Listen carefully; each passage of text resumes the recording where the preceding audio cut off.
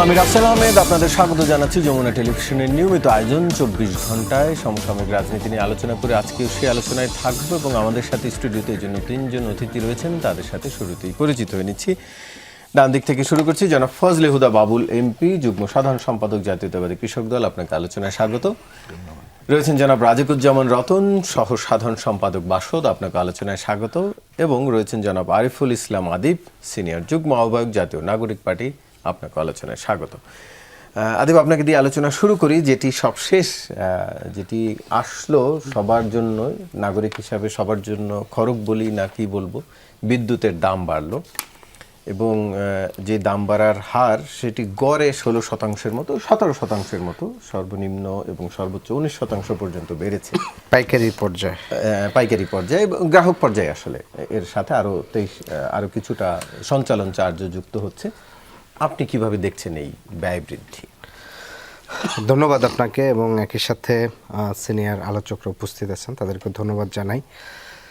প্রথমত বিষয় হচ্ছে যে সরকার গঠনের 23শে ফেব্রুয়ারি সম্ভবত আমাদের বর্তমান জ্বালানি বিদ্যুৎ মন্ত্রী, ওনার একটা মন্তব্য আছে যে আগামী 2 বছরের ভিতরে বিদ্যুতের দাম বাড়ানো হবে না এবং হচ্ছে ভর্তুকি লাগবে, সেখানে আপনার হচ্ছে 42,000 কোটি টাকা ভর্তুকিরও একটা চাহিদা তৈরি হয়েছিল।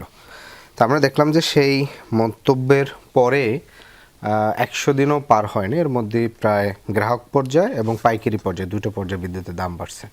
পাইকারি পর্যায়ে যেটা 19% বেড়েছে এবং গ্রাহক পর্যায়ে 16%। গত 1.5 দশকের মধ্যে, অর্থাৎ সর্বশেষ 2011 সালে যে গ্রাহক পর্যায়ে বিদ্যুৎ সর্বোচ্চ বেড়েছিল 14.something আর কি, এরপরে এই সর্বোচ্চ এক লাফে আপনার 16% বৃদ্ধি পাওয়া, এটা কিন্তু একটা বড় নজিরবিহীন ঘটনা। এর পূর্বে গ্রাহক পর্যায়ে এত ঘটনা ঘটে না। তো এই পুরো প্রক্রিয়ায় যে জিনিসটি ঘটে আসলে সেটি হচ্ছে যে আমরা এর দ্বারা যে জিনিসটি বুঝি যে সরকারে যারা মন্ত্রীর দায়িত্ব পালন করতেছেন বা যারা মন্ত্রণালয়ের দায়িত্ব পেয়েছেন, তাদের আসলে দীর্ঘমেয়াদী এই মন্ত্রণালয়টা নিয়ে তাদের দীর্ঘমেয়াদী পরিকল্পনা কিংবা হচ্ছে তাদের ধারণা নেই। না হলে যেখানে আপনি 3 মাস পূর্বেই যে কথা, যে প্রতিশ্রুতি আপনি জনগণকে দিচ্ছেন, সেখানে আপনি বলতেছেন যে 2 বছরের মধ্যে বাড়বে না, 3 মাসের মধ্যে আপনাকে বাড়াতে হচ্ছে। তার মানে হয় ওই মন্ত্রণালয়ের পুরো যে পরিস্থিতিটা সেটা আপনার কোনো ধারণা নাই, ধারণা ছাড়াই আপনি হচ্ছে জনগণকে তুষ্ট করার জন্য কিংবা হচ্ছে জনগণকে একটা জাস্ট আশ্বাস দেওয়ার জন্য আপনি একটা বলছেন।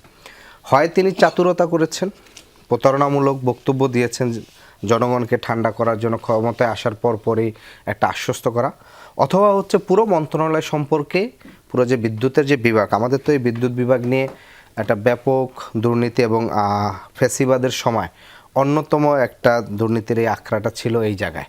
এখানে আদানির সাথে তাদের একটা বড় ধরনের চুক্তি ছিল, সেই গ্লানি এখনও সরকারকে টানতে হচ্ছে। সেই জায়গার থেকে গ্রাহক পর্যায়ে এই যে দাম বৃদ্ধি, এটা শুধুমাত্র তো বিদ্যুতে না, এটার প্রত্যেকটা সেক্টরে, অধিকাংশ সেক্টরে এটার কিন্তু একটা বড় প্রভাব পড়বে। এবং এটা আরেকটা যেটা গুরুত্বপূর্ণ যে আমাদের মন্ত্রীরা যখন এই ধরনের আশ্বাস দেন কোনো ধরনের ধারণা করা ছাড়া বা কোনো ধরনের তার পূর্ব ধরনের পরিকল্পনা ছাড়া, তখন আমাদের একটা আশঙ্কা হয় যে তারা অন্য যে বিষয়গুলো আশ্বাস দিচ্ছেন বা অন্য মন্ত্রণালয়ে যে বিষয়গুলো আশ্বাস দেওয়া হচ্ছে, সেগুলো তো আরও কত জানি এরকম ডিজাস্টার আমাদের সামনে অপেক্ষা করছে। যেটা আপনার কিছুদিন পূর্বে আপনি দেখেছেন জ্বালানি তেলের অন্য যে দামগুলো বৃদ্ধি হয়েছে, জ্বালানি তেলের একটা সংকট হয়েছে, মন্ত্রীরা খুব উচ্চস্বরে সংসদে বলছেন কোনো সংকট নাই, কোনো হচ্ছে সমস্যা হবে না। এরপর দেখলাম যে এই দাম বৃদ্ধি পেয়ে গেলো, এরপরে দেখলাম যে লাইন হচ্ছে আপনার কমে গিয়েছে।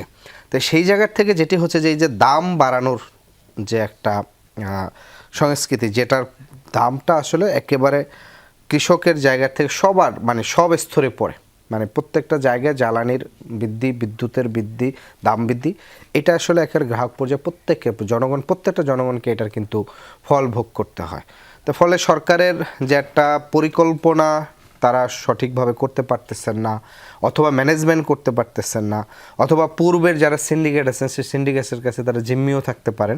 কিন্তু এই বিষয়টা আসলে মানে দিন শেষে জনগণকে যদি স্বস্তি দিতে না পারে, তো এইটা আসলে তাদের উপরও একটা বড় ধরনের ক্ষোভ তৈরি হবে। আপনার কাছে ছোট করে আরেকটি বিষয় জানতে চাই, যদি এখন এনসিপি ক্ষমতায় থাকতো, এই প্রেক্ষাপটে বিশ্বজুড়ে যে জ্বালানির দাম বৃদ্ধি, এনসিপি কি দাম, এই বিদ্যুতের দাম বাড়াতো না?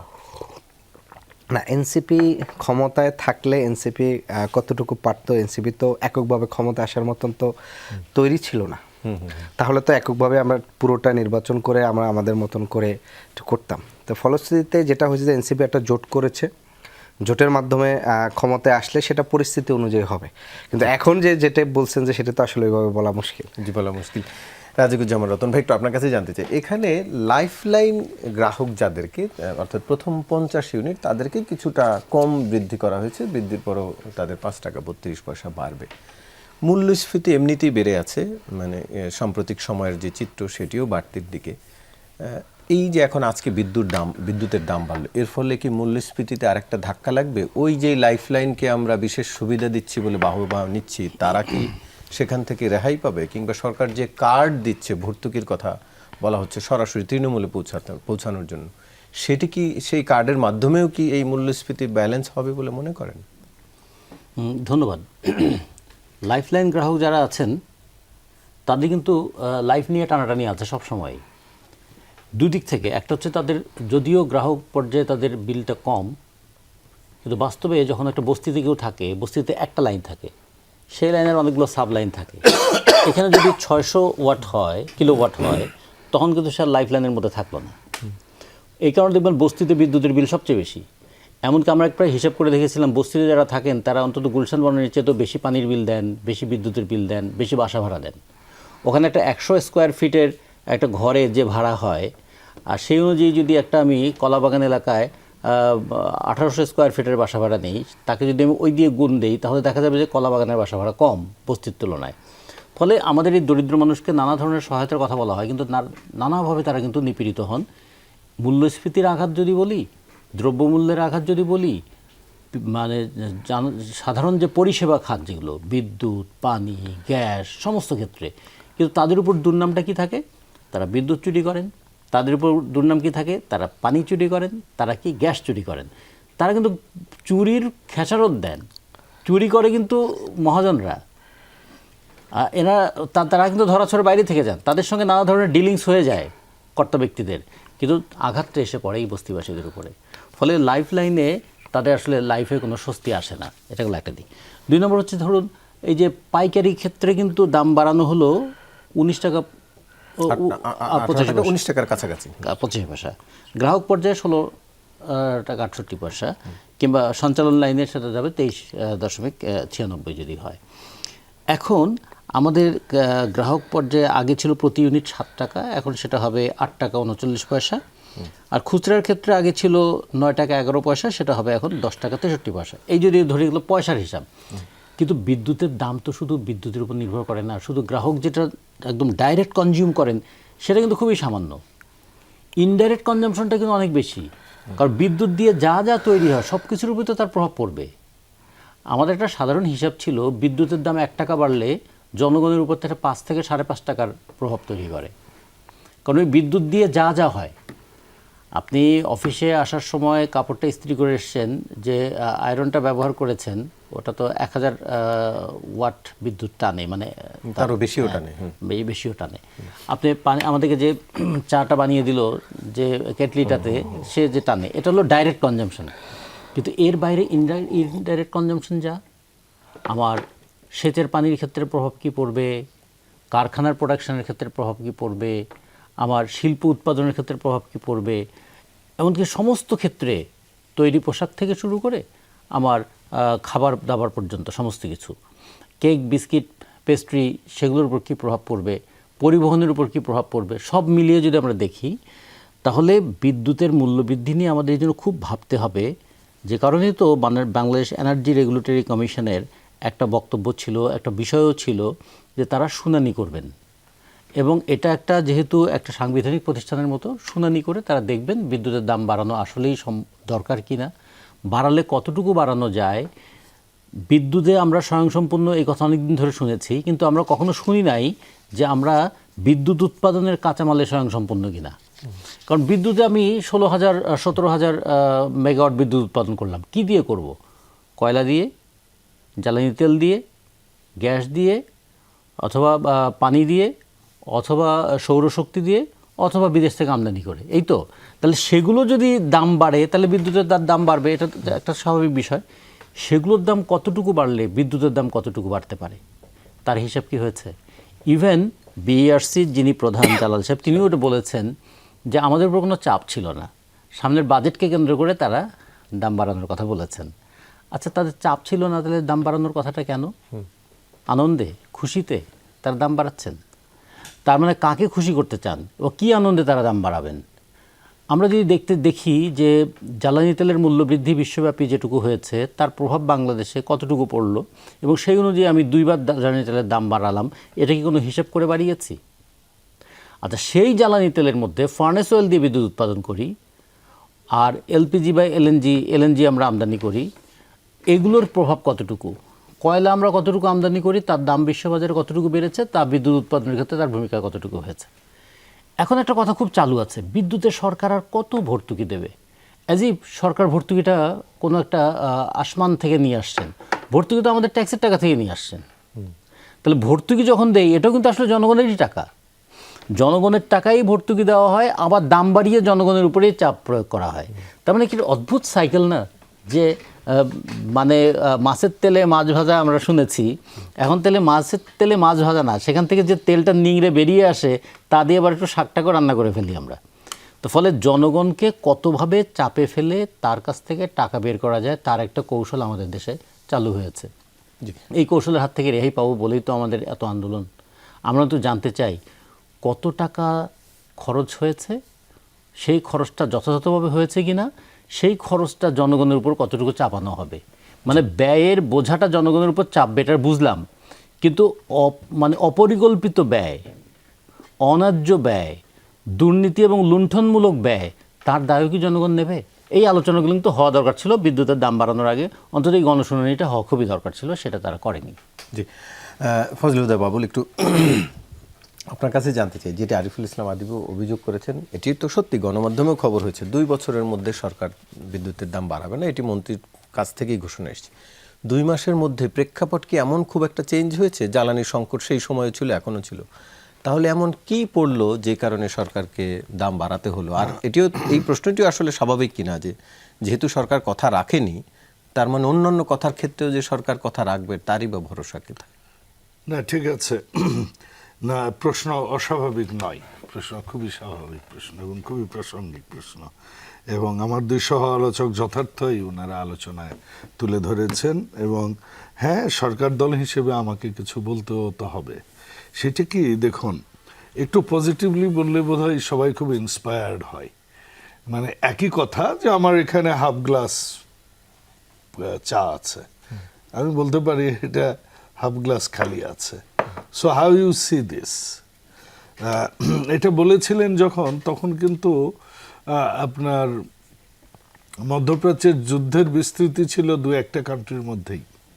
এখন কিন্তু আপনারা দেখছেন যে ইসরায়েল কোথায় কোথায় বোম ফেলাচ্ছে, ইসরায়েল কোথায় কোথায় অ্যাটাক করছে, বৈরুতে অ্যাটাক করেছে, আপনি জানেন এটা।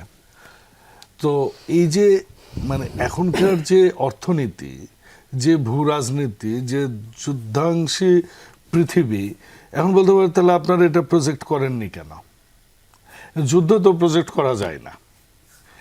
এই যে এটা আন্তর্জাতিক বাজারটা এমনভাবে এখন ক্রুড অয়েলের যে প্রাইস বাড়ছে প্রত্যেক দিন, কিন্তু এটা তো একটা আমরা অ্যাজাম্পশন করেই নিয়েছিলাম যে এ পর্যন্ত হয়তো একটা ইরান এবং এখন তো আর বাড়তির দিকে না, এখন তো আসলে আবার একটু স্বাভাবিক হয়ে আসছে, এরকম একটা পরিস্থিতির দিকে যাচ্ছে আসলে। নতুন স্বাভাবিক কি হয়ে আসছে? মানে যেই অবস্থাটা ছিল 1 মাস আগেও চলছে। হ্যাঁ, তারা হয়তো ইরানে বোম ফেলছে না, কিন্তু অ্যাজ আই টোল্ড ইউ, মধ্যপ্রাচ্যের অন্যান্য দেশে তো তারা রীতিমতোই চলছে সবকিছুই। ইরানও অ্যাক্টিভ আছে, কাজেই ওইটাকে আপনি যুদ্ধের মানে বলতে পারেন না যে যুদ্ধস্থিতি অবস্থা, এটা বলতে পারেন না যে অবস্থা এখন চলছে। মোরওভার, আপনি যদি খেয়াল করেন তাহলে দেখবেন যে আমাদের দেশের কিন্তু কনজামশন যদি 100 লিটার টোটাল জ্বালানি তেলের কনজামশন থাকে, যদি 100 থাকে, এর মাঝে হচ্ছে পেট্রোল মাত্র 8%, অকটেন হচ্ছে মাত্র 7%, এবং ডিজেল 73%। ডিজেলের দাম কিন্তু বাড়েনি, এটা আপনি জানেন। দ্বিতীয়ত হচ্ছে যেটা আমার সহ আলোচক এনসিপির আরিফ ভাই বললেন যে ওই জ্বালানি তেলের লম্বা লাইনের ইতিহাস আমরা সবাই জানি, কারা লম্বা লাইন দিচ্ছিল। রাতের বেলা ফু দিল, কমিটি হয়ে গেল, পরদিন লম্বা লাইন শেষ, প্রাইস বাড়ানোর পরেই। যে যুক্তিতে তখন প্রাইস বাড়ানো হয়েছিল, দেখুন এখনো কিন্তু মানে আমি যদি আজকের ডেটা নিই, আমি আজকের ডেটাটা নিলাম এই মাত্র। Nepal currently one of the, আচ্ছা আমি ওগুলাতে না যাই, সাউথ এশিয়ার নেপালে হচ্ছে 219 টাকা, পাকিস্তানে 194.96 টাকা তেলের দাম, পেট্রোল বলছে। শ্রীলঙ্কা 187.18 টাকা, ভুটান 156 টাকা, মালদ্বীপ 153.57 টাকা, ইন্ডিয়া 151 টাকা 60 পয়সা, আফগানিস্তান 140.38 পয়সা, বাংলাদেশ 140। এই দাম বাড়ানোর আগ পর্যন্ত আপনি দেখুন যে নেপালের প্রাইস আপনি যদি দেখেন, শ্রীলঙ্কার দেখেন, তো এখানে কিন্তু একটা তেলের দাম আর কি, তেল কিন্তু পাস হওয়ার একটা সম্ভাবনা আছে। দ্বিতীয় হচ্ছে যেটা কারেক্টলি বলেছেন রতন ভাই, সেটা হচ্ছে যে এই যে সরকার যে ভর্তুকিটা দেয়, ভর্তুকিটা সরকার টাকা কোত্থেকে পায়? জনগণের থেকে নিয়েই তো দেয়। তো এটা আমরা যদি টেকসই অর্থনীতির কথা যদি চিন্তা করি, আমরা যদি মুখে বলবো আমরা ওপেন মার্কেট ইকোনমি আমরা চালাবো, আবার আমরা যদি এটা কনজারভেটিভ ওয়েতে সরকার সব জায়গায় ভর্তুকি দিয়ে চালায়, let the market decide how it goes, এবং সেটি কিন্তু আপনার লং টার্মে অর্থনীতিটা টেকসই হতে পারে। দ্বিতীয় আরেকটা কথা, সেটা হচ্ছে যে আপনি দেখুন আজকেও ভারতের ডিজেল কিন্তু 125 টাকা, এদেশে কিন্তু 115 টাকা ডিজেল, যেটা সাধারণ মানুষের কথা বলেছেন রতন ভাই, আমি সেই জন্যই বলছি। সেটি তো যে তেলের দাম তো একটি বাড়াচ্ছিল, সেটি মানুষের উপরেও কিছুটা সরকার বলেছে। এখন আবার বিদ্যুতের দাম বাড়ানোর এতটা মানে তড়িঘড়ি করে সিদ্ধান্ত নিতে হওয়ার জন্য বিশেষ কোনো চাপ আছে কিনা, মানে কেন? হ্যাঁ, বিশেষ চাপটা তো এইটাই যে আপনি অর্থনীতিকে তো অর্থনীতির মতো করে চলতে, আপনি টেনে ধরে বলতে পারেন না যে আপনি শুধুই ভর্তুকি দিয়ে যাবেন, তাহলে ভর্তুকিটা আসবে কোত্থেকে? So let the market decide. আর এটা তো হচ্ছে আপনার বড় লোকদের জন্য তো ভাই, পেট্রোল অকটেন তো আপনার আমার জন্য, পেট্রোল অকটেন তো ওই যে যার কথা উনি বলেছেন বস্তির জন্য নয় তো, বস্তির জন্য তো ডিজেল, বাস আছে, ট্রাক আছে। এবং না, কিন্তু বিদ্যুতের দাম বাড়লে তো বস্তির মানুষের উপরও তার চাপ পড়বে। এখন যে বিদ্যুতের দাম বাড়লো, তাদের বস্তির সেই মানুষটিকেও তো এখন বাড়তি দর দিতে হবে। হ্যাঁ, দিতে হবে, কিন্তু এখানে ইউনিটের অনেক ভেরিয়েশন আছে। সেটির ব্যাখ্যা কিছুটা দিচ্ছিলেন যে এই ইউনিট আসলে 1 মিটারের মধ্যেই থাকে, কারণ বস্তির প্রত্যেক রুমের জন্য আলাদা মিটার দেয় না সরকার, কারণ সেটি অনুমোদিতও না। বস্তির প্রত্যেক ঘরের জন্য আসলে আলাদা মিটার সরকার মানে বিদ্যুৎ কোম্পানিগুলো দেয় না, কারণ ঘরগুলো অনুমোদন অনুমোদিত। জি, আমরা আরেকটি বিষয় একটু আপনাদের দৃষ্টিতে আনতে চাই। নতুন ঋণ কর্মসূচিতে যেতে আইএমএফকে চিঠি দিয়েছে বাংলাদেশ, এর সাথে এই বিদ্যুতের সংশ্লিষ্টতা আছে কিনা, বাড়তি চাপ আছে কিনা, সেটি নিয়ে একটু জানবো আপনাদের মন্তব্য। তবে তার আগে আমি একটু বিরতি নিয়ে আসি, দর্শক সঙ্গেই থাকুন।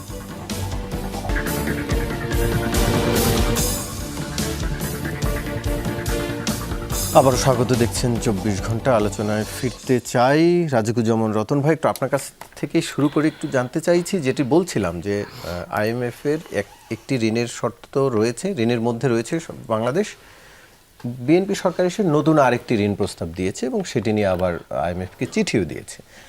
আমরা দেখেছি আইএমএফ এর ঋণের কথা আসলেই নানান ধরনের শর্তের বেড়াজাল থাকে এবং সরকারগুলো সেটি পালনেও বাধ্য হয়। এবারের দাম বৃদ্ধির ক্ষেত্রে আপনি কি সেরকম কোনো আন্তর্জাতিক চাপ দেখছেন? এটা তো ঠিক, আইএমএফ এর নাম হচ্ছে ইন্টারন্যাশনাল মনিটারি ফান্ড। এই আইএমএফ এবং যেটাকে ওয়ার্ল্ড ব্যাংক আমরা বলি, ওয়ার্ল্ড ব্যাংকের মূল নামটা হচ্ছে international bank for reconstruction and development. এই দুটো ব্যাংক, আইএমএফ এবং ওয়ার্ল্ড ব্যাংক, এই দুটো তৈরি হচ্ছে দ্বিতীয় বিশ্বযুদ্ধ যখন শেষ হয়ে যাচ্ছে তখন। আমেরিকান প্ল্যানিংটা ছিল যে বিশ্বযুদ্ধ শেষ হয়ে যাবে, তারপরে যে ইন্টারন্যাশনাল ব্যাংক ফর রিকনস্ট্রাকশন, মানে প্রথমে ডিস্ট্রাকশন, তারপরে যখন রিকনস্ট্রাকশন আসবে, সেই রিকনস্ট্রাকশনের ক্ষেত্রে তারা কী ধরনের ঋণের জালে আটকে ফেলবে। যে কথাটা শুনলে হয়তো অনেকে ঠিক পছন্দ করবেন না, লেনিন অনেক আগে বলেছেন যে সাম্রাজ্যবাদ সবসময় গোটা দুনিয়াটাকে ডিভিশন অ্যান্ড রিডিভিশন করবে। বাজারটাকে সবসময় বাজারটাকে কেন্দ্র করে কিভাবে বাজারকে নিজের পক্ষে নিয়ে আসা যায়, সেটা কখনো অস্ত্র পাঠিয়ে, সৈন্য পাঠিয়ে, কখনো পণ্য পাঠিয়ে, কখনো পুঁজি লগ্নি করে, এটা চলতেই থাকবে। সাম্রাজ্যবাদ এটা ইনএভিটেবল, তারা এই প্রক্রিয়ার মধ্যে চলবে।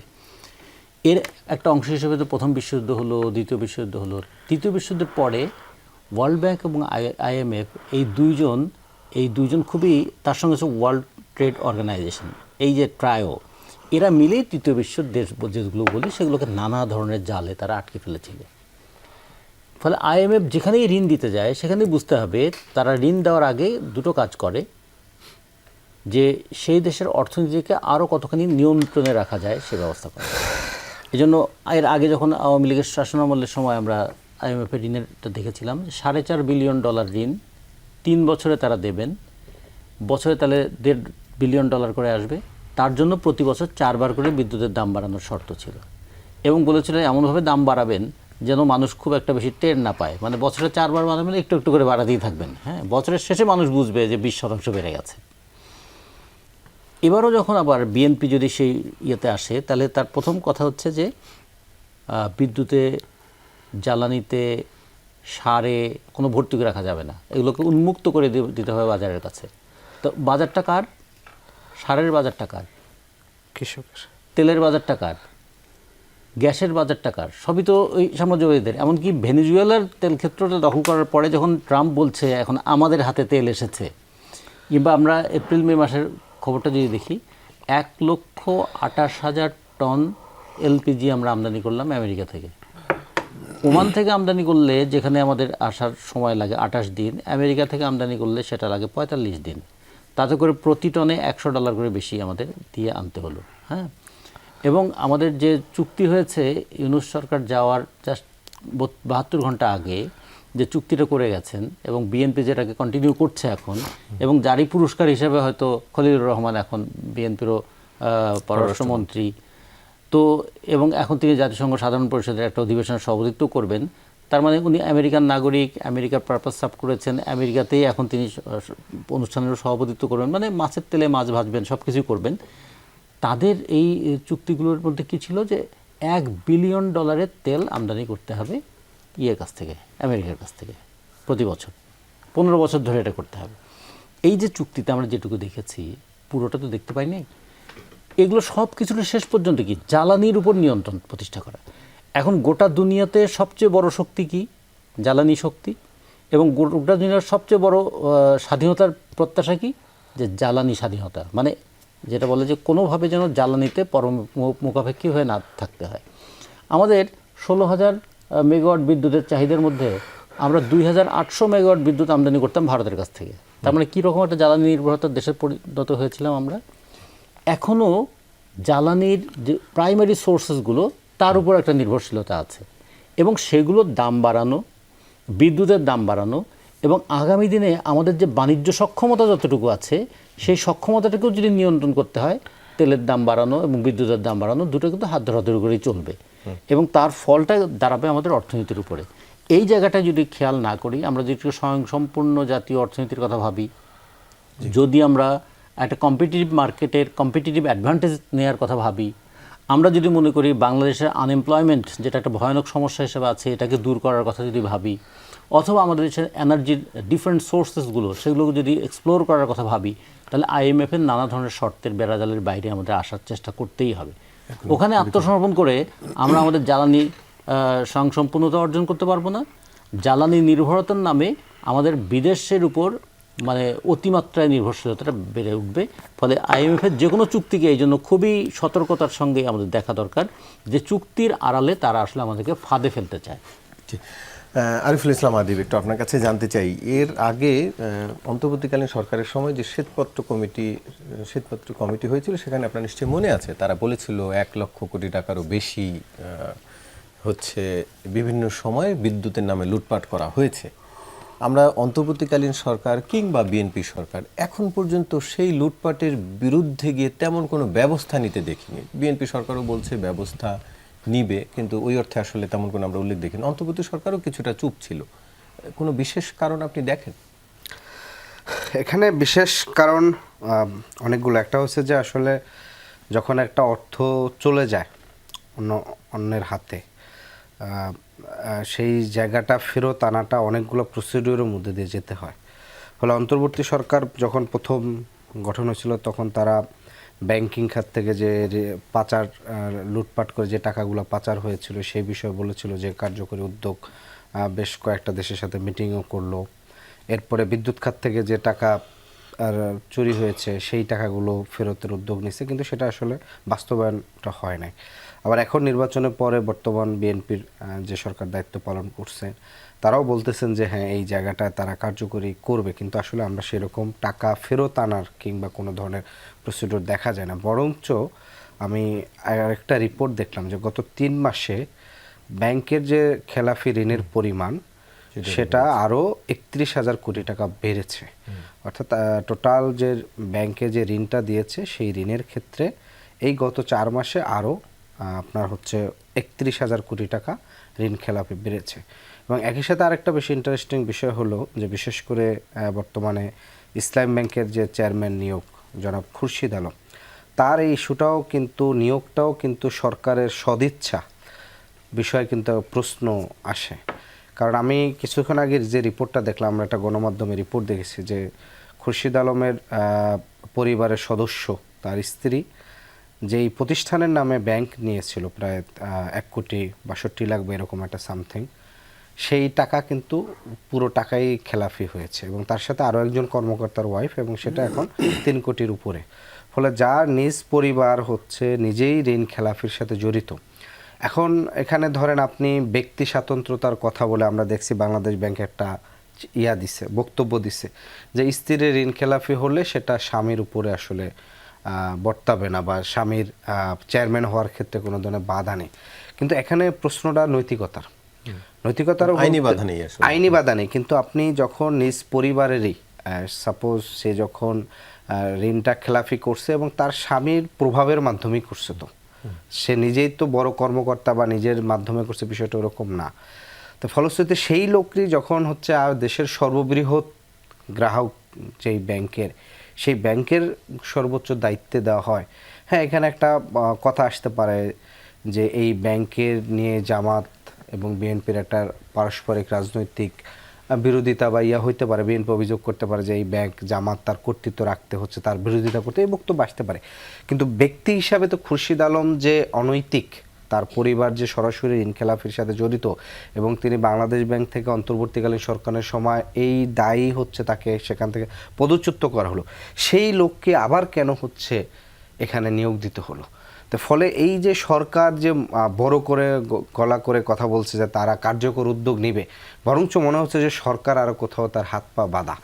সেই হাত পা কোথায় বাঁধা সেটা সরকারের আসলে স্পষ্ট করা দরকার। বরঞ্চ সরকার সেক্ষেত্রে বিরোধী দল জনগণের কাছে স্পষ্ট করলে সেটি সরকারের আরও হাত পা ছুটানোর আরও ব্যবস্থা হতে পারে। কিন্তু সেটি না করে বরঞ্চ আমরা দেখছি যে এই যে পুরো ব্যাংকিং খাতের একটা লুটপাটের পুরো যে একটা মহোৎসব ছিল, সেইটাকে এক ধরনের সরকারের যে পদক্ষেপগুলো নিচ্ছে সেগুলো খুবই আরও নাজুক পরিস্থিতি তৈরি করবে। ফজলুদ্দিন বাবুল, আপনার কাছ থেকে একটু জানতে চাইছি দুটি বিষয়। আসলে এই IMF এর চাপের কারণেই সরকার বাধ্য হলো কিনা, পাশাপাশি যারা ব্যাংক লুটেরা কিংবা বিদ্যুৎ লুটেরা হিসাবে পরিচিত ছিল তাদের কারো বিরুদ্ধেই ওই অর্থে সরকার এখন পর্যন্ত কোনো ব্যবস্থার উদ্যোগও আমরা দেখিনি। এর কারণ কি? সরকার কি এখানে একটু ভয় পাচ্ছে কিনা? হ্যাঁ, ধন্যবাদ। খুব স্বাভাবিক, ওনারা যেগুলো বলছেন বলাটা খুবই স্বাভাবিক, আপনার প্রশ্নটাও খুব স্বাভাবিক। IMF, World Bank, World Trade Organization, USAID কেউই আপনাকে ফ্রিতে কিছু দেবে না, দেয়ও না। তারা তাদের স্বার্থ রক্ষা করেই দিবে, এটা খুব স্বাভাবিক। এখন যদি ওই কথাই যদি আসি, তাহলে দেখুন আপনার হাতের ঘড়িটাও বিদেশি, আমার হাতের ঘড়িটাও বিদেশি, রতন ভাইয়ের হাতের ঘড়িটাও বিদেশি। আমাদের জাতি তো সমস্যা হয়ে গেল রে ভাই। আমরা নিজেরা অভ্যস্ত না আমাদের নিজস্ব কোনো কিছু ব্যবহার করে। আমরা বিদেশি পারফিউম পেলে আমরা খুশি হই, বিদেশি মোবাইল পেলে আমরা খুশি হই, বিদেশি গাড়িতে চললে আমরা খুশি হই, বিদেশি কোনো কিছু গিফট পাইলে আমরা খুশি হই। আমাদের ইন্ডাস্ট্রিয়ালাইজেশন নাই। এক দর্জিগিরি ব্যবসা শহীদ প্রেসিডেন্ট জিয়াউর রহমান দিয়ে গেছিলেন, সেই কবে, এর অল্টারনেটিভ কোনো কিছু হয়নি এখনো। আমাদের এমনকি একটা শুচ আনতে হয় চায়না থেকে। আপনি গার্মেন্টস বেচবেন কোথায়? ইউরোপ আমেরিকার কাছেই তো। ইউরোপিয়ানরা কি করে? সার্টিফিকেট বেচে, এ আইএসও মাইএসও করে আপনাকে সার্টিফিকেট বেচে তারা। আপনি নেন, না নিলে আপনার মাল ওরা নিবে না, এটাই স্বাভাবিক। এটা কোনো এই কথার মধ্যে কোনো বাধা। এখন আপনি মুক্তবাজার অর্থনীতিতে এসছেন, আপনি মুক্তবাজার অর্থনীতির কথা বলবেন, আবার আপনি সোশ্যালিজমের ধ্যান ধারণা নিয়ে চলবেন, হবে না তো। So survival for the fittest, হ্যাঁ, ব্যক্তি স্বাতন্ত্র্যবাদ চলবে। তো ব্যক্তি স্বাতন্ত্র্যবাদই তো পুঁজিবাদের মূল অর্থ।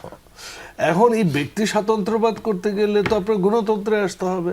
তো গণতন্ত্রে আসতে গেলে গণতন্ত্র যাকে সরকার, যাকে জনগণ নির্বাচিত করলো সরকার হিসেবে, লেট দেম প্লে।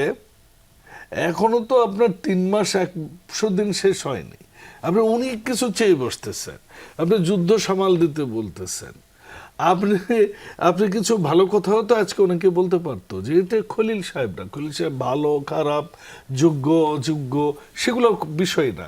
বিষয় হচ্ছে সেই 86-র দিকে এরশাদের সময়ে হুমায়ুন রশিদ চৌধুরী একবার সাধারণ অধিবেশনের সভাপতি, তাই না? এরপর আমরা জাতিসংঘের সাধারণ অধিবেশনের আমরা 81তম অধিবেশনের সভাপতি হলাম, 9 ভোটের পার্থক্য বোধ হয়, 99 and 91, 8 ভোটের পার্থক্য। Let congratulate this. আমাদের যদি দেশাত্মবোধক গান শুনলে তো হবে না, আমাদের তো দেশাত্মবোধকটা আমাদের নিজেদের মধ্যে থাকতে হবে। এইটাতে যখন দেখুন, আপনি রিনিউয়েবল এনার্জি ইউজ করেন না কেন? আপনার সমস্যাটা কোথায়? আপনি ছাদে একটা লাগান না কেন, কি বলে, সেটা নিয়ে কি সরকারের আলাদা বিশেষ কোনো? হ্যাঁ, অবশ্যই সরকারের পরিকল্পনা আছে, পরিকল্পনার মধ্যে আছে সরকার। এই কারণে আমাদের দেখুন, এমনকি পাকিস্তান পর্যন্ত রিনিউয়েবল এনার্জিতে এখন বোধহয় তারা 35 to 45% তারা রিনিউয়েবল এনার্জি নিজেরা ইউজ করে টোটাল এনার্জির। তো আমরা ওইদিকে যাব, সেটি অবশ্য ব্যক্তি উদ্যোগেই তারা করেছে, এবং সেটার পরিকল্পনা তো বাংলাদেশ সরকার নিয়েছে। এখন আপনি ক্রুড অয়েলের দাম বেড়েছে, আপনি ক্রুড অয়েল আনবেন, ক্রুড অয়েল এনে আপনি বেচবেন, ইটস সিম্পল ট্রেডিং। তো যে জিনিসটাতে আমাদের ফোকাস দেওয়া দরকার, how we can overcome this. IMF কি করে, ওয়ার্ল্ড ব্যাংক কি করে, জাইকা কি করে, USAID কি করে, ওয়ার্ল্ড ট্রেড অর্গানাইজেশন কি করে, উই অল নো। কিন্তু আপনি তো শুধু গার্মেন্টসই রাখছেন আপনার ঘরে, গার্মেন্টস বেচতে যাবেন, তো আপনি রেসিপ্রোকাল এগ্রিমেন্ট আপনি কই পাবেন? আপনি তো তার মতো করেই আপনাকে তো সাজিয়ে দিতে হবে, সেটাই আপনি দিচ্ছেন। এটা আজকের নতুন কাহিনী না তো। সো লেটস ওয়ার্ক টুগেদার, আমরা আমাদের ইন্ডাস্ট্রিয়ালাইজেশনটা করি, যেটা এই সরকার মনোযোগ দিয়েছে ইতিমধ্যে। আর যেটা ঋণের কথা বলছেন, দেখুন IMF এর ঋণ, বাংলাদেশের ঋণের এমন না যে ঋণের বোঝা খুব বেশি, কিন্তু ঋণ পরিশোধের মতো আমাদের যে মানে আপনি যদি বিশ্বে দেখেন, সারা বিশ্বে কিন্তু জিডিপির প্রায় 250% অ্যাভারেজ হচ্ছে ঋণ। আমরা ওই ক্ষেত্রে 40-এর নিচে 38.60 বোধ হয়। তো এইটা ঋণ নেওয়ার অপশন আছে, কিন্তু প্রশ্নটা হচ্ছে কি যে আপনি ঋণ পরিশোধটা কিভাবে করবেন? এই ভর্তুকির অর্থনীতিতে তো আপনি পরিশোধ করতে পারবেন না। এখন সেই প্রেসক্রিপশন যদি IMF দেয়, আমি জানি না দিয়েছে কিনা, আমার এই ব্যাপারে লেটেস্ট পড়ালেখা নাই, তবে যদি দিয়েই থাকে তো আপনাকে তো মানতে হবে সেটা। লুটেরাদের বিরুদ্ধে সরকার ধীরে চলো নীতিতে কেন আগাচ্ছে? দেখুন, মাত্র তো আমরা মানে এই সংসদে আসবার পর 1 মাস আমরা রোজা, 18 জানুয়ারির ফেব্রুয়ারির পর থেকে রোজা গেছে 1 মাস, রাইট? এরপর আমরা রাত দিন শুক্রবার শনিবার মধ্যরাত পর্যন্ত সংসদ করেছি 2 মাস। কয় মাস গেল? 2 মাস, রাইট? এরপর যুদ্ধ, বিদ্যুৎ। সো একদম শুরুতেই আপনারা যেভাবে বলছেন, বাংলাদেশ জাতীয়তাবাদী দল বলেছে, তাদের এজেন্ডাই বলেছে, আমরা নির্বাচনী ইস্তেহারে বলেছি ন্যায় বিচার হবে, প্রত্যেকটা অন্যায়ের বিচার হবে। আপনার অন্তত আপনার 18 মাসে কি হলো সেটা নিয়ে তো বলছেন না। জি, আপনি তার মানে 3 মাসে বিচার কি হবে হয়নি সেটা নিয়ে বলছেন, যে সেই আশা করা যেতেই পারে, সেটি বলছিলেন। একটু ভিন্ন প্রসঙ্গে আসবো, রাজনৈতিক বিতর্ক নিয়ে হান্নান মাসুদের বিরুদ্ধে আবারও অভিযোগ, সেটি নিয়ে আলোচনা একটু জানতে চাইব। আরিফুল ইসলাম আদিব, আপনার কাছে মন্তব্য। আপনি নিশ্চয়ই এরই মধ্যে বুঝতে পেরেছেন কোন বিতর্কটি নিয়ে আলোচনা হচ্ছে, তবে তার আগে আমি একটি বিরতি নিয়ে আসি। দর্শক সঙ্গেই থাকুন। আবারও স্বাগত, দেখছেন 24 ঘন্টা আলোচনায় ফিরছি। আরিফুল ইসলাম আদিব, একটু আপনার কাছে জানতে চাই, এনসিপির থেকে সমালোচনা ছুটছে না, নাকি এনসিপির যারা রয়েছেন নেতৃত্বে তারা বিভিন্ন সময় সমালোচনার মধ্যে ঝাঁপিয়ে পড়ছেন, কোনটি আসলে? হান্নান মাসুদের বিরুদ্ধে যে নতুন অভিযোগ এসছে, এরই মধ্যে যাদের জড়িয়ে অভিযোগ এসছে তারা আবার কেউ কেউ স্বীকারও করেছেন যে হ্যাঁ, আমাকে তিনি বলেছিলেন হান্নান মাসুদ 3 কোটি টাকা নিয়ে। একটু আপনার মন্তব্য জানতে চাই। ধন্যবাদ আপনাকে। আমি পুরো বিষয়টা যদিও এখনও ডিটেলসটা দেখা হয়নি, তবে কিছু আর কি যেটি দেখেছি, ঘটনাটি সম্ভবত হান্নান মাসুদের বিরুদ্ধে আপনার বিএনপির পদহীন আর কি একজন রাশেদ খান, ছাত্র দলের রাশেদ খান না ও না আচ্ছা, হ্যাঁ। রাশেদ খান সম্ভবত অভিযোগ করছেন যে কাকে সম্ভবত বিমানবন্দরে পৌঁছে দেওয়ার জন্য একটা অ্যামাউন্ট কোটি টাকা আওয়ামী লীগের একজন দাবি সংসদ করছেন আর সদস্যকে কি। পৌঁছে দেওয়ার জন্য। তো আমি যতটুকু জানি যে এই ছেলেকে জড়িয়ে হচ্ছে বলা হয়েছিল আব্দুল গাফফার জিসান, তিনি জাহাঙ্গীরনগর বিশ্ববিদ্যালয়ের ছাত্র দলের কোনো একটা দায়িত্বে আছেন এবং আমারও জুনিয়র পরিচিত আর কি ক্যাম্পাসের, এবং তার সাথে হান্নান মাসুদের একটা দীর্ঘদিনের সম্পর্ক ছিল অভ্যুত্থানের পরে। উনি বয়সে হান্নান মাসুদের চেয়ে বড়, মানে ছাত্রদল করলেও হান্নান মাসুদের চেয়ে বয়সে বড়, ফলে একটা ভালো সম্পর্ক ছিল। তো ফলশ্রুতিতে এখন যখন এই অভিযোগগুলা, তো পূর্বে কোনোদিন তার থেকে আগে শুনিনি, মানে আমার কাছে তো তার দুই একবার হয়তো কথাবার্তা হয়েছে যে ভাই হান্নান মাসুদ কিন্তু এগুলো করতেছে, আপনি তো বড় ভাই বল, মানে এই ধরনের অভিযোগ কিন্তু কখনো শুনিনি। বরঞ্চ যেটি দেখলাম যে এখন হয়তো যেহেতু বিএনপির সাথে একটা দূরত্ব হয়েছে, সে হয়তো ছাত্র দলের সামনে কমিটি হবে, সেই জায়গার থেকেও তার কোনো প্রলোভন আছে কি না, এক। 2 নম্বরটা হচ্ছে যে রাশেদ ভাইয়ের আসলে তিনি তো আমাদের পূর্বের সহযোদ্ধা এবং একসাথে আমরা রাজনীতি করেছি, গণ অধিকার পরিষদের তৎকালীন দায়িত্বে তিনি ছিলেন সাধারণ সম্পাদক। তো সেখান থেকে তিনি বিএনপিতে গেছেন, বেশ ভালো কথা। কিন্তু রাজনীতি যদি এরকম হয় যে আমি 2 দিন পর পর বিভিন্ন জনপ্রিয় অন্য দলের একজনকে টার্গেট করে একটা অভিযোগ করব, যেহেতু মিডিয়ার একটা অ্যাটেনশন তার দিকে আছে সাবেক ছাত্রনেতা হিসাবে, এবং সেটা নিয়ে হচ্ছে মিডিয়া কিছুদিন হাইপ তুলবে, এইটার মাধ্যমে মানে কন্টিনিউয়াসলি এই প্রসেসের মাধ্যমেই হচ্ছে নিজের প্রাসঙ্গিকতা রাখা, তাহলে সেই বিষয়ে আসলে খুব বেশি আসলে মন্তব্য করা আমি প্রয়োজন মনে করতেছি না। একটু ফজলুদ্দা বাবুল ভাই, একটু আপনার কাছ থেকে জানতে চাই, এর আগে বিভিন্ন সময় অন্তর্বর্তী, বিশেষ করে 5 আগস্টের পরে বিএনপির বিরুদ্ধে অনেক চাঁদাবাজির অভিযোগ এনসিপি বা জামাতের নেতারা তুলেছেন, এমনকি সরকার গঠনের পরেও তোলা হয়েছে। সে কারণেই কি বিরোধী দলকে আবার একটু সমালোচনার মধ্যে রাখার জন্য এই ধরনের নিজেদের লোক দিয়ে পাল্টা অভিযোগ করা কিনা? আসলে দেখুন, এনসিপিরা যে ভূমিকা রেখেছে 24-এ সামনের সারিতে, তার জন্য আমি তাদেরকে সত্যি অভিবাদন জানাই, সবসময় সম্মান করি। তারা বয়সে ছোট, রাজনীতিতে অনভিজ্ঞ। হান্নান মাসুদের অনেক কাহিনী আপনারাও জানেন, থানা থেকে আসামি নিয়ে আসা, লেটেস্ট ঈদের মধ্যে কি হলো, ফেরি 2 ঘন্টা আটকিয়ে রেখেছে, সেটার ব্যাপারে তিনি ব্যাখ্যা দিয়েছেন যেটি আসলে আন্দোলন ছিল। আচ্ছা, ব্যাখ্যা থাক, বাট তো আপনি বুঝতেছেন আমি কি বুঝাচ্ছি। সো এটাও একটা এসেছে এনসিপির বিরুদ্ধে বা বেশ কিছু লোকজনের বিরুদ্ধে। ওই সময় চাঁদাবাজি একবার মনে আছে আপনার, ভিডিও বের হলো, সেগুলা ছোট মানুষ, তারা আমরা মনে করি যে তারা শুধরে নিবে, এবং এরকম কোনো ঘটনা থাকলে আমি মনে করি এইসব ব্যক্তিগত জিনিসগুলো নিয়ে আমি আসলে কথা বলতে খুবই অস্বস্তি ফিল করি। হ্যাঁ, এর আগে আপনার মনে আছে একজন গণ অভ্যুত্থানের সমন্বয়ক সামজিশান হান্নান মাসুদকে নিয়ে বলেছিলেন তার বিষয়ে। তো ওই জিনিসগুলো আসলে এগুলো একজন আরেকজন সম্পর্কে বলতে পারে, ফ্যাক্ট চেকে কি আছে সেটা বড় বিষয়। তবে রাশেদ কিন্তু মানে এই এনসিপি নেতাদেরই কিন্তু গুরু হচ্ছে ভিপি নূর, রাশেদ, তাদের হাতেই কিন্তু এই যে আপনার যে নিরাপদ সড়ক আন্দোলনের সময় এই এনসিপির ছেলেরা কিন্তু বড় হয়েছে তাদের ইয়ে থেকেই। কাজে রাশেদ যদি বলে থাকে, আমার মনে হয়েছে যে দায়িত্ব নিয়েই বলেছে।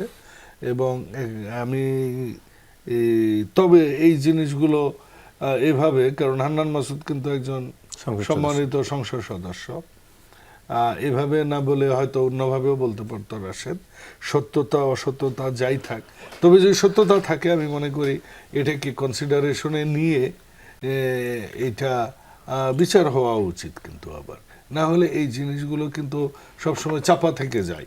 একজনের বিরুদ্ধে একটা কথা আসে, কথাটা এসে ফ্যাক্ট চেক হয় না, ফ্যাক্ট চেক হলেও অনেক সময় এটার কোনো রেজাল্ট বের হয় না। আমাদের সমাজের তো, আমরা এই টকশো শুরুর আগে রতন ভাইয়ের সাথে কথা বলছিলাম যে আসলে আমাদের সমাজের প্রত্যেকটা জায়গায় কিন্তু পচন, এই পচনগুলো থেকে বাঁচার জন্য আমাদের যে জিনিসগুলো দরকার সেটা হচ্ছে আসলে যেটা মাননীয় প্রধানমন্ত্রী জনাব তারেক রহমান বলেছেন যে আমাদের নবীর ন্যায়পরায়ণতার ভিত্তিতে এই শাসন ব্যবস্থা সমাজ চালানো উচিত, যেখানে বিচার ব্যবস্থাটা ঠিক থাকবে, যেখানে মানুষ সম্মান পাবে, যেখানে বড়দের সম্মান করবে ছোটরা, ছোটরা আদর পাবে বড়দের কাছ থেকে, যেখানে অর্থ মুখ্য হয়ে উঠবে না, যেখানে নৈতিকতা মুখ্য হয়ে উঠবে, সেরকম একটা সমাজ ব্যবস্থা আমাদের করতে হবে। আমাদের এই যে জেনারেশন গ্যাপ বলেন অথবা যে এই বিশ্ব হাওয়া বলেন,